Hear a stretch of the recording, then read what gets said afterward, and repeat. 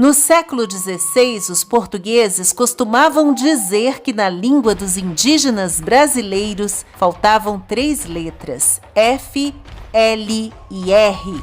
Portanto, eles não tinham como ter nem fé, nem lei, nem rei.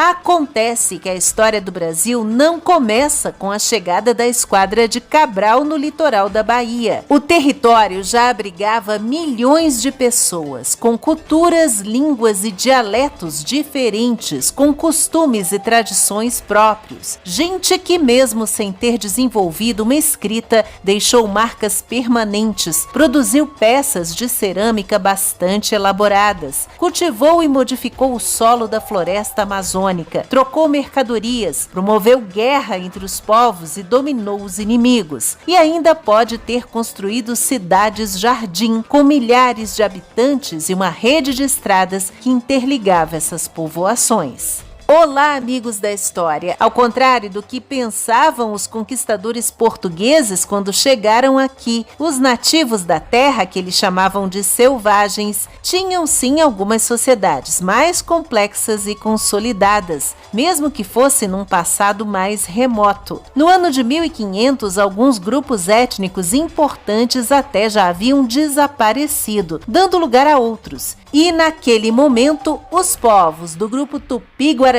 é que mandavam no pedaço, numa região chamada por eles de Pindorama, ou seja, a Terra das Palmeiras, que ainda não era o Brasil. Uma terra que os indígenas acreditavam ser o paraíso, livre de todos os males, sem doenças nem tragédias, protegida pelos espíritos. Foi para lá, para o litoral brasileiro, que migraram por séculos os ancestrais desses povos, vindos de onde hoje fica Rondônia. E chegando lá, eles expulsaram para o interior do país os antigos moradores, que receberam o apelido de tapuias, que em tupi quer dizer bárbaros, inimigos. As tribos viviam sempre em guerra, fosse por vingança ou pelo domínio das terras e dos rios. No cerco e invasão das aldeias, os indígenas usavam flechas, que às vezes eram envenenadas e outras vezes incendiárias. Jogavam pimenta da terra numa fogueira para asfixiar os inimigos com fumaça tóxica. Usavam os tacapes no combate corpo a corpo e queimavam tudo no final. Os prisioneiros seriam devorados num ritual antropofágico e a carne do bravo guerreiro derrotado servida para toda a tribo, que assim adquiria a valentia do adversário. E os europeus souberam muito bem como explorar essa rivalidade para fazer valer os interesses deles. No futuro, os povos indígenas, que eram inimigos, tomariam alguns o partido dos portugueses e outros ficariam do lado dos invasores franceses ou dos holandeses. Atualmente, os ex-tapuias são o tronco Macro-G, que se expandiu pela região centro-oeste do Brasil há uns 3.000 anos. Alguns grupos se separaram e mais tarde seguiram até a região amazônica. Entre eles estão os caiapós e os povos Timbira. Já os índios Pataxós e Nambiquaras eram coletores no litoral de Santa Catarina, Paraná e São Paulo. Também pelo mesmo período, 3.000 anos atrás, os povos caraíbas passaram por um processo de expansão, originários talvez da atual região das Guianas e do extremo norte do Brasil. Alguns grupos dessa família linguística migraram para a Colômbia. E se para os portugueses os indígenas não tinham fé, nem lei, nem rei, ficou por conta dos naturalistas, arqueólogos, antropólogos, historiadores, entre outros, o trabalho de provar que os povos nativos tinham a sua própria cultura e religião, que não podiam ser desprezadas só porque não eram as mesmas do homem branco, que se imbuiu da missão de governar e doutrinar aquelas almas supostamente perdidas. Os indígenas tinham sim uma vida espiritual, baseada nas forças da natureza e nos espíritos dos ancestrais. Cada aldeia, formada por grupos familiares, tinha o seu chefe, o cacique, e seu curandeiro, o pajé, que dominava o conhecimento dos remédios da floresta. Os indígenas pescavam, caçavam, domesticaram as plantas e enriqueceram o solo com adubo. Embora alguns povos praticassem a agricultura de coivara baseada no corte e na queima da vegetação para preparar a terra para o plantio.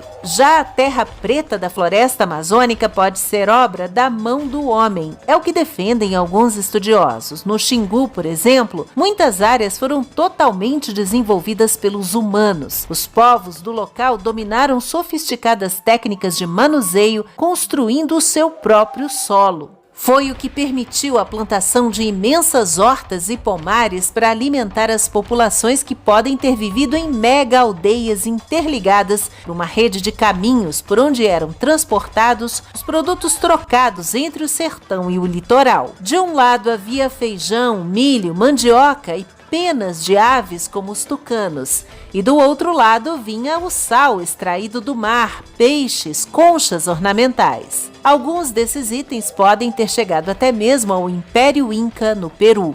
É o que apontam os geoglifos, desenhos geométricos do tamanho de campos de futebol encontrados entre o Acre e a Bolívia e que foram revelados pelo desmatamento. O sítio arqueológico de Curricugu, no Alto Xingu, descoberto pelo arqueólogo Michael Heckenberger, nos dá uma ideia de como pode ter sido a ocupação da Amazônia antes de Cabral. Um grande complexo urbano que pode ter abrigado até 50 mil habitantes, distribuídos em 19 assentamentos com praças, pontes e estradas. A cerâmica das sociedades indígenas da Bacia do Amazonas é outra prova do avanço dessas civilizações, a exemplo da produzida na ilha de Marajó, a cerâmica marajoara altamente elaborada, com temas geométricos e pinturas policromáticas.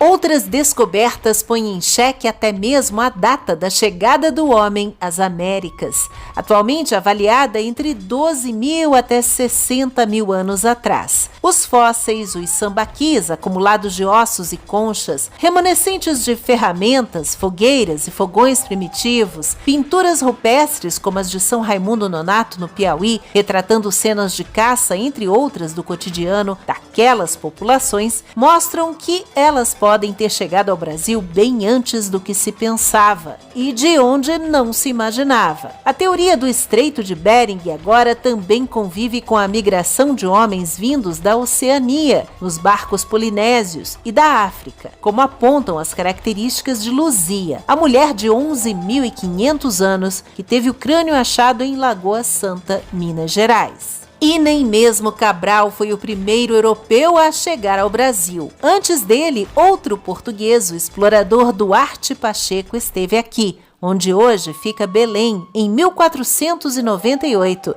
e foi subindo até a Venezuela. Em janeiro de 1500 foi a vez do espanhol Vicente Pinzón, que chegou ao Nordeste. Logo depois dele veio o também espanhol Diego de Lepe. Mas, pelo Tratado de Tordesilhas, essa parte do território, mesmo já povoada por outras civilizações, pertencia então ao Reino de Portugal.